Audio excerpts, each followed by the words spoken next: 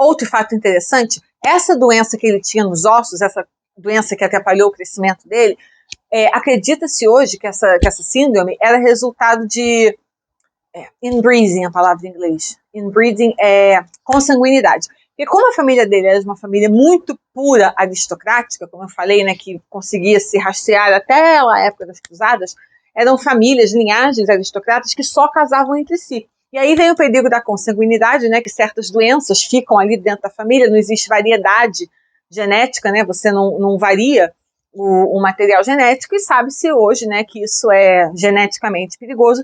Então acredita-se que o pai e a mãe dele, inclusive, eram primos de primeiro grau, e os avós também eram, enfim, era essa consanguinidade, né, esse casamento sempre dentro, né, da mesma linhagem genética, digamos assim. Parece que tá falando de cachorro. Esses cruzamentos, né, dentro da mesma linhagem genética, né, dentro sempre da parentalidade, hoje em dia sabe-se, né, que causa defeitos e problemas genéticos, e acredita-se que esse problema dele era resultado dele ser fruto de uma família que há gerações só casava primos, né, só casava entre si. Que nem a família Targaryen, só que eles casavam irmãos, né? Quem entendedores entenderão. Uma outra coisa muito interessante sobre o Toulouse-Lautrec é que ele era um talentosíssimo chefe de cozinha. Além dele ser um grande apreciador de cozinha, ele adorava cozinhar e ele dava jantares, assim, sabido como espetaculares. A sua coleção de receitas foi publicada como um livro décadas depois de sua morte, por um grande amigo seu e também um marchand chamado Maurice Joyen, com o título de A Arte da Cozinha. A cozinha do Toulouse-Lautrec era muito inventiva e às vezes até meio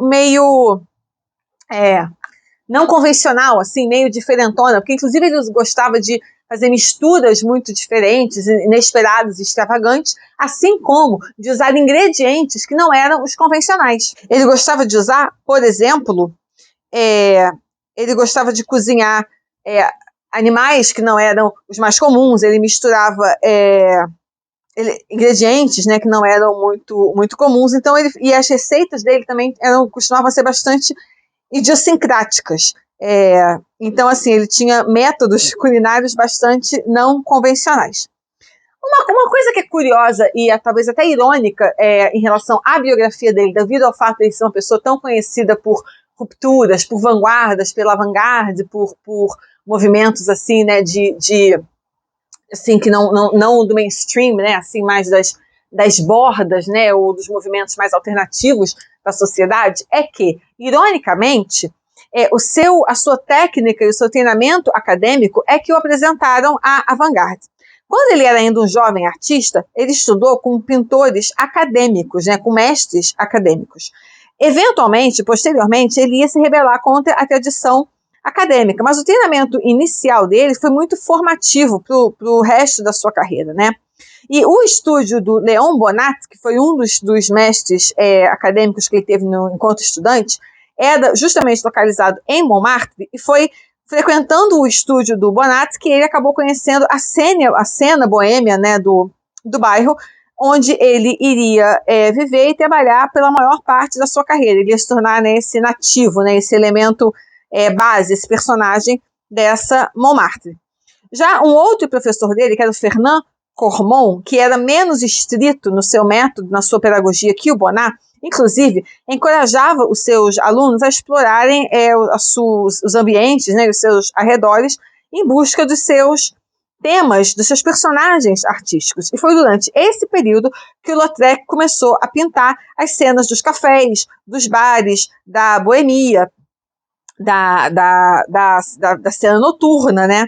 E foi durante esse tempo também que ele começou uma amizade que iria durar ao longo de toda a vida com outros dois pós-impressionistas muito importantes, Émile Bernard e um outro rapazinho chamado Vincent van Gogh, que também eram alunos do Cormon.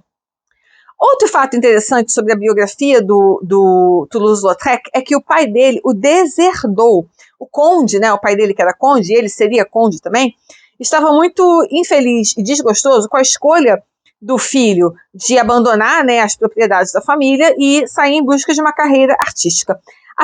Quando ele descobriu que o Toulouse-Lautrec estava usando o nome da família para assinar a sua arte, né, ou seja, assinar os seus quadros, a sua obra, com um nome, né, tão prestigioso, de uma família aristocrática tão importante, o seu pai parcialmente o deserdou. O seu tio, tão envergonhado que estava, pegou muitas das suas obras e as queimou. Ele pegou, imagina, gente, quem é que faz isso? Imagina hoje em dia, se ele soubesse, né, se ele viesse a saber o que significaria isso no futuro. Ele pegou várias obras do sobrinho e queimou, ou seja, perdidas para sempre. Nunca saberemos o que tinha nessas telas. Mas, gente, quem faz isso? Pelo amor de Deus, né? Se mata.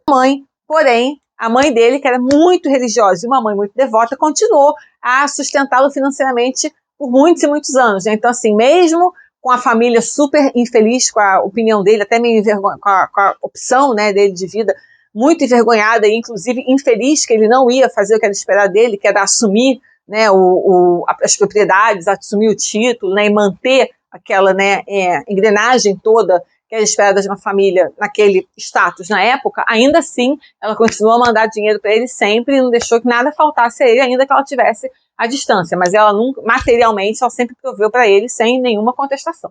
Ele criou pôsteres icônicos para o Moulin Rouge. O Lautrec foi comissionado a produzir, encomendaram para ele uma série de pôsteres para um cabaré recém-aberto que era o Moulin Rouge. O primeiro, que acho que talvez seja mais conhecido, mostra a dançarina Louise Weber, conhecida como a glutona, que foi quem acredita-se, né, hoje em dia ela tem o crédito por ter inventado o cancan francês. Os posters do Lautrec eram grandes, com uma celebração assim das estrelas, dos artistas, né, dos performers, e eles muito ajudaram, né, a assegurar uma fama internacional muito rápida para aquele lugar. Então, para além da fama do lugar em si, né, pelo seu empreendimento artístico, os posters que eram exibidos em toda Paris, com uma sensibilidade gráfica muito única, ajudaram a definir a estética da Paris da Belle Époque. Na verdade, o trabalho dele ficou tão popular que os fãs parisienses eram conhecidos por dar assim, como se fossem pequenas propinazinhas, né, para os funcionários que iam pendurar os posters do Lautrec pela cidade, para que eles conseguissem pegar os posters e levar para casa antes que eles fossem pendurados, né? Então eles sabiam que na hora que os caras fossem pendurar os posters pela cidade, eles davam uma graninha para que eles pudessem levar os posters para casa